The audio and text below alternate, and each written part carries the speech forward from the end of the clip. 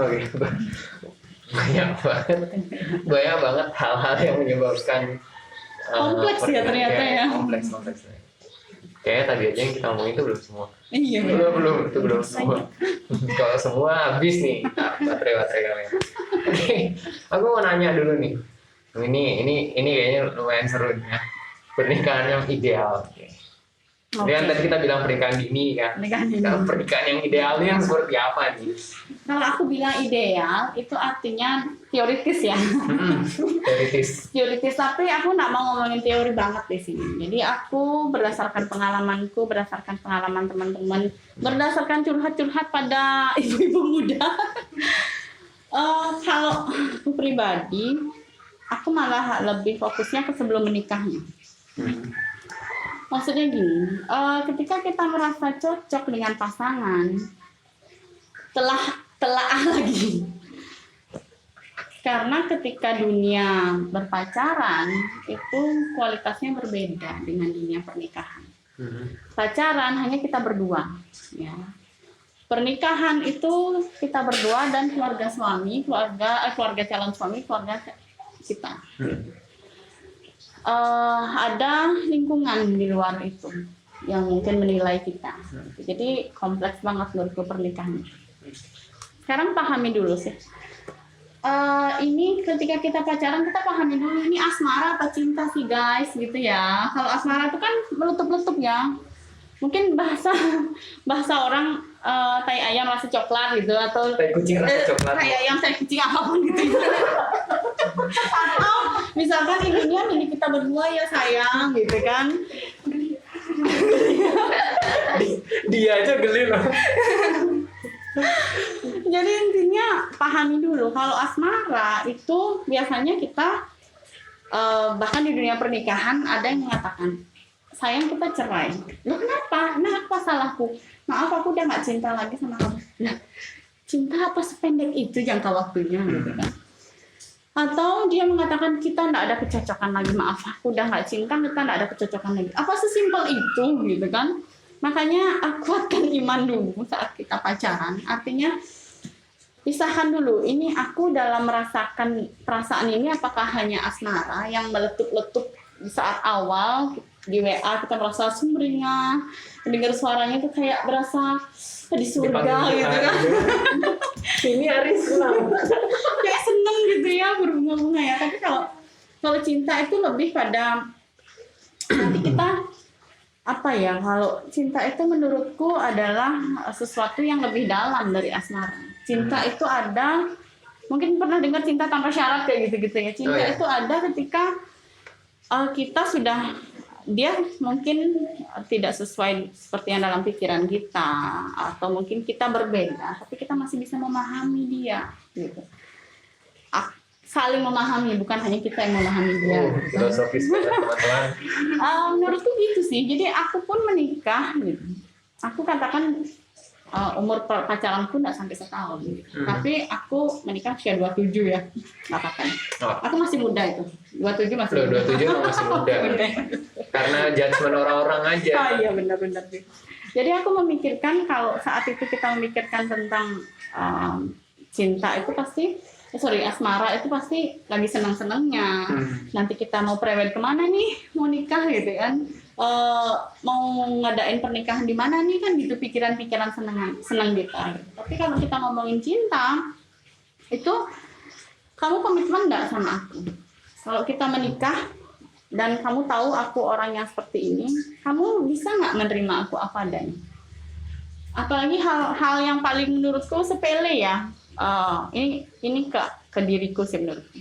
Di awal itu aku ngomongin ke dia, aku nggak masalah ketika kamu share tentang mantanmu ke aku. Ya, dan aku juga dan aku nggak tahu sih, aku nanya ke kamu nyaman nggak ketika aku share tentang mantanku ke kamu. Akhirnya dia mengatakan sorry, aku nggak nyaman. Aku nggak nyaman share tentang mantanku karena aku nggak mau kamu berpikiran gimana nanti tentang mantan namanya masa lalu ya, kita pasti keinget lagi ya gitu. Dan aku juga nggak ingin tahu mantanmu seperti apa. Itu keterbukaan di awal gitu dia. Jadi itu hal sepele kesannya, tapi itu bisa membuat konflik loh. Kalau ketika ada mungkin bahasanya mantanku dulu nggak kayak kamu loh gini nyebelin. Oke baik, mantan lagi ya. Oke, itu jadi konflik loh sebenarnya, kesannya yang sepele. Jadi walaupun kita pacaran dan pacaran itu ke arah serius, alangkah baiknya kita apa ya, tulislah gitu loh. Misalkan apa sih yang menurutmu sesuai atau enggak, apa yang perlu kita bicarakan. Kamu berkomitmen enggak dengan komitmen itu tidak hanya sebatas oke, kita menikah fix sah. Komitmen itu dimana apapun yang terjadi dalam rumah tangga kita, konflik apapun itu, tantangan apapun itu ya, kita berproses bersama-sama dalam suka maupun duka. Filosofis ya, dalam suka maupun duka.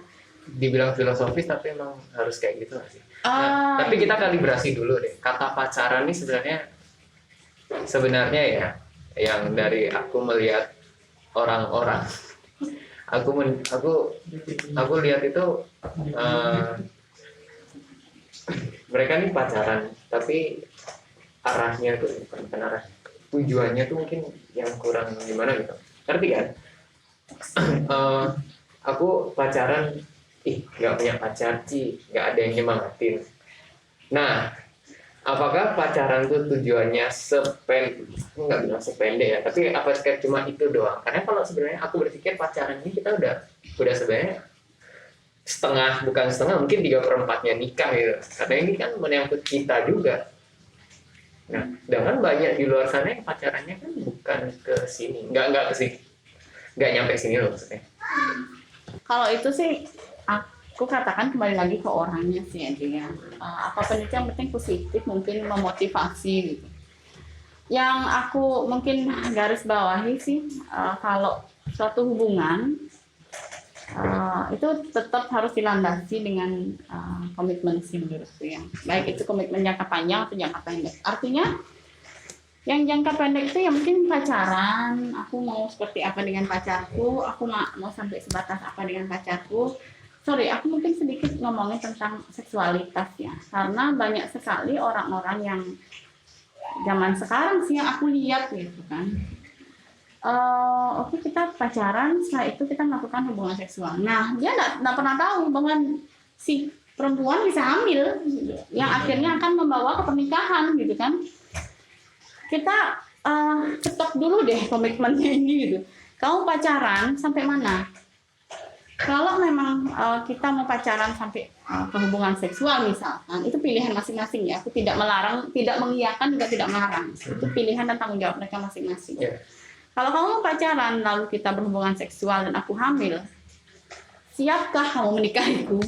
Lalu apa yang harus kita lakukan? Gimana cara kita ngomong dengan orang tua nanti?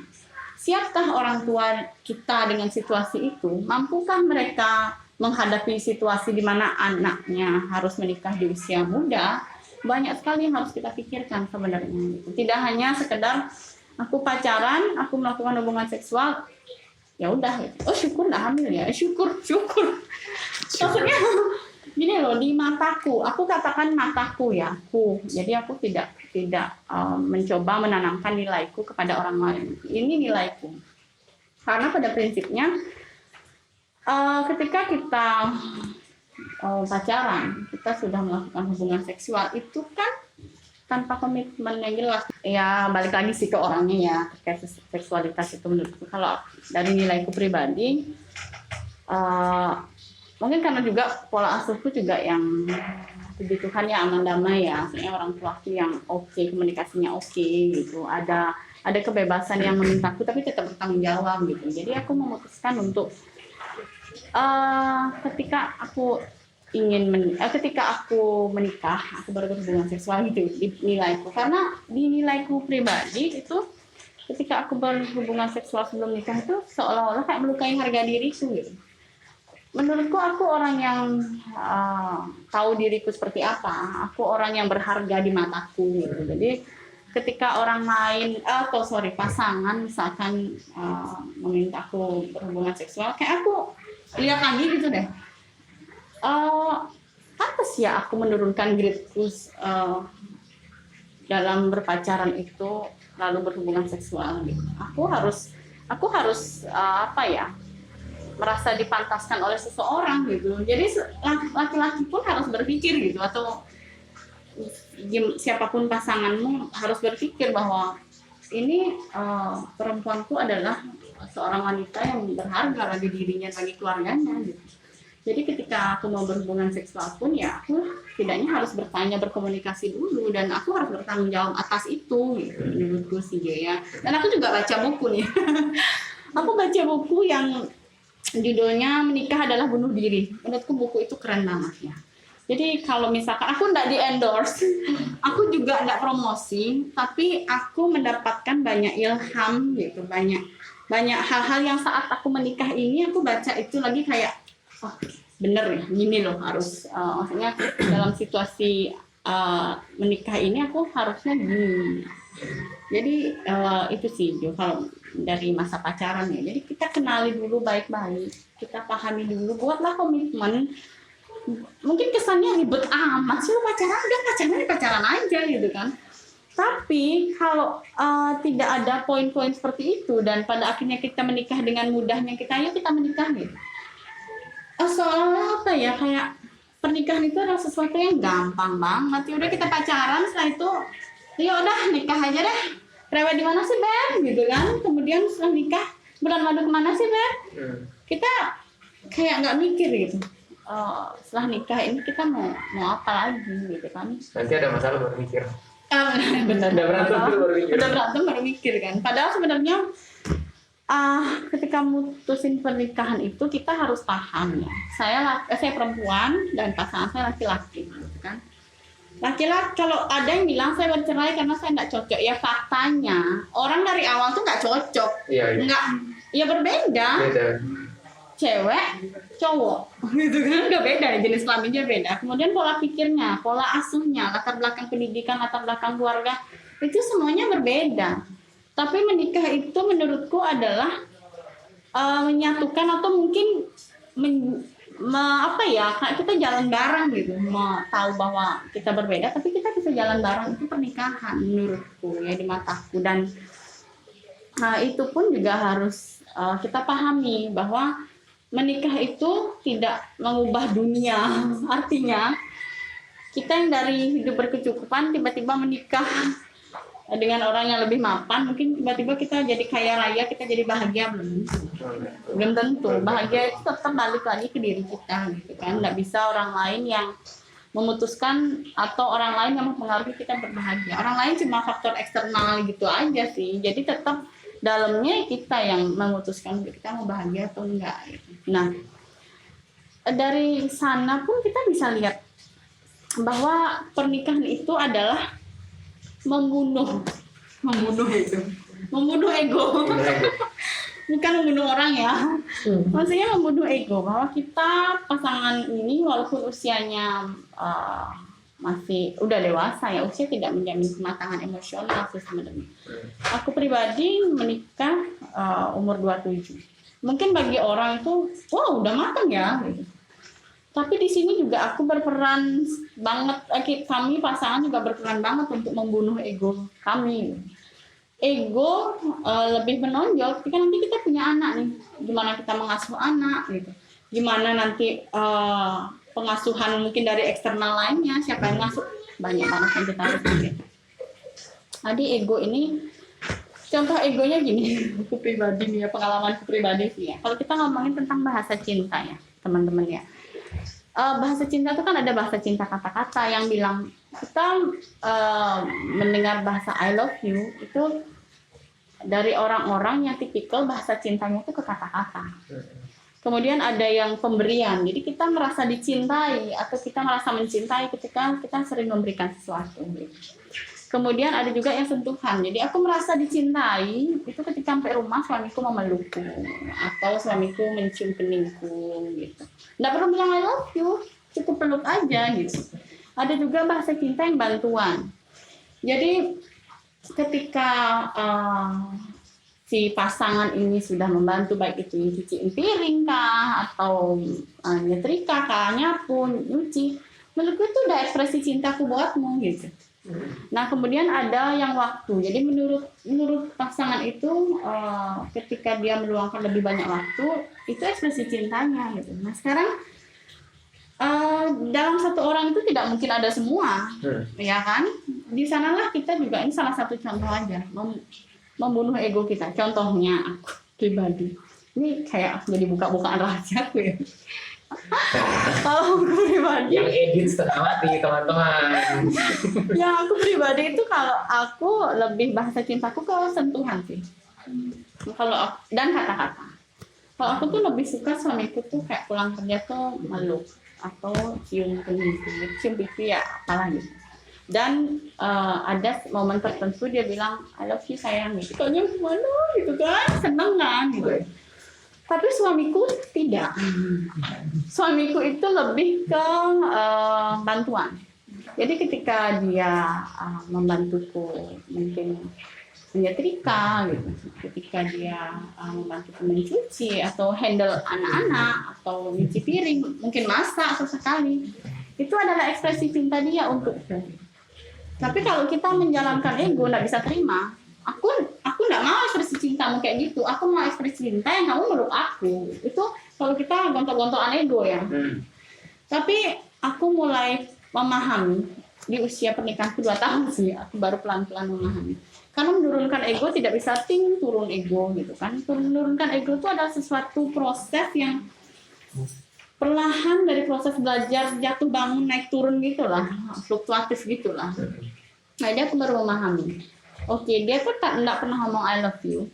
Dia bahkan sangat jarang untuk memelukku. Tapi dia benar-benar banyak ambil tugas-tugasku di rumah, tugas rumah tangga gitu. Yang aku paham, dia membantuku karena dia mencintaiku. Nggak mungkin kan kalau orang lain misalkan pembantu rumah IRT gitu kan, asisten rumah tangga, membantu kan karena ada imbalan. Nah ini suami kan membantu juga apain imbalannya apa dong gitu kan. Itu kan karena ekspresi cinta dia. Aku senang membantumu, kamu jadi nggak capek, kamu jadi happy bisa main sama anak-anak gitu. Dan aku oke, baik. Apakah aku membunuh membunuh bahasa cintaku? Enggak. Aku tidak membunuh bahasa cintaku, aku hanya membunuh egoku dengan aku berpikir oke, itu bahasa cintamu. Bahasa cintaku enggak mungkin aku bunuh. Jadi aku yang bilang, aku ingin dipeluk. Peluk. Jadi aku yang meluk dia gitu. Jadi dan aku pengen dicium loh hari ini. Kamu pulang kerja aku pengen dicium. Cium dong. Ya dia nyium gitu. Walaupun mungkin ini amat ya gitu. Tapi ya udah kita kayak relasinya itu bukan lagi yang relasi yang kaku. Peluk aku cium aku kalau enggak bukan lagi gitu.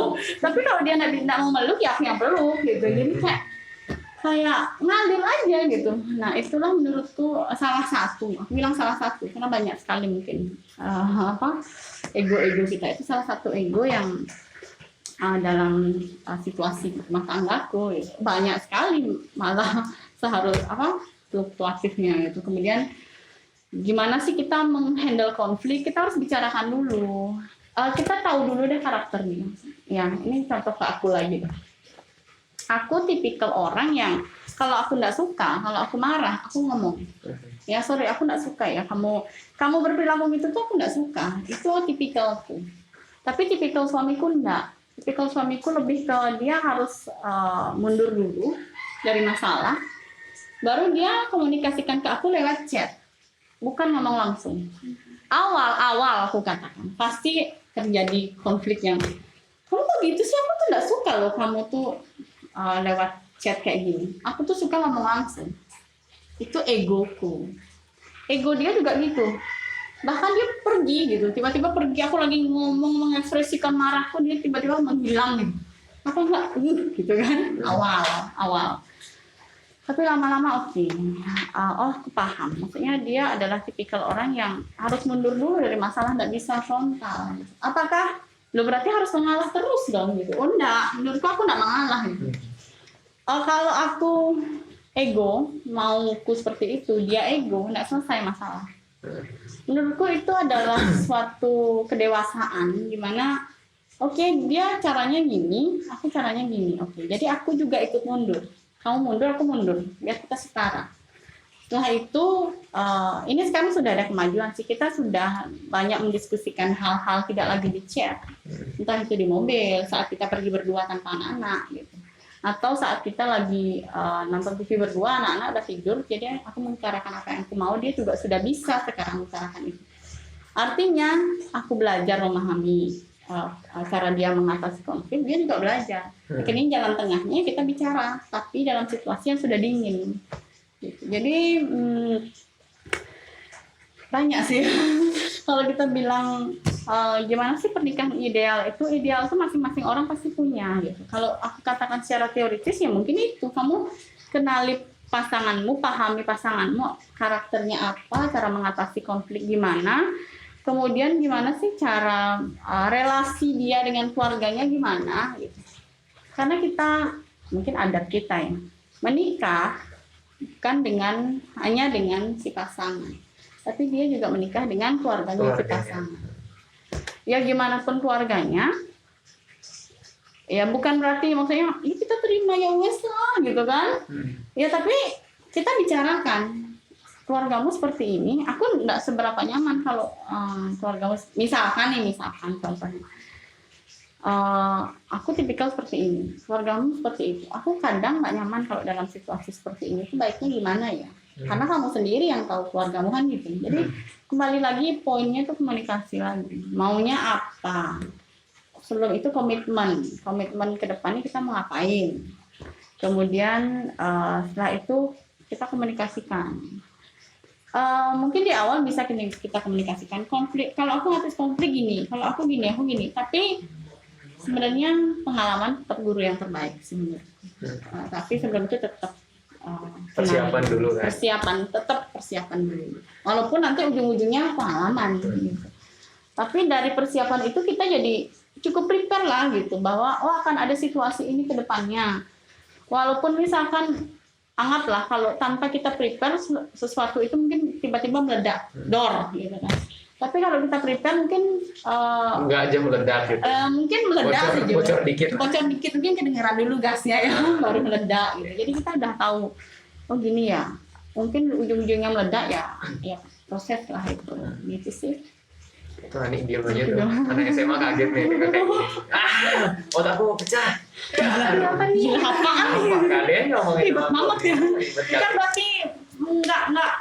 Jangan-jangan kamu nonton video ini kayak aku takut nikah deh gitu. Ya bu nikah. Galang ya apalagi aku takut galang nggak menikah. Ingat nih. Tapi nikah itu ada menyenangkan juga sih kalau siap. Oke, kita cukupkan sampai sini dulu ya. Capek kali men. Oke teman-teman, kita akan kembali lagi di video selanjutnya. Seperti biasa, tetap sama kita Thompson Network. Jangan lupa like, komen, subscribe, dan follow juga sosial media kita yang nanti aku taruh linknya di deskripsi. Follow juga Puspaga dan FAD ini. Dan tadi aku belum perkenalan ya Puspaga sama FAD. Ada waktunya. Ntar ada waktunya ya. Oke, baik sahabat Thompson, kita akan kembali lagi. See you in the next video.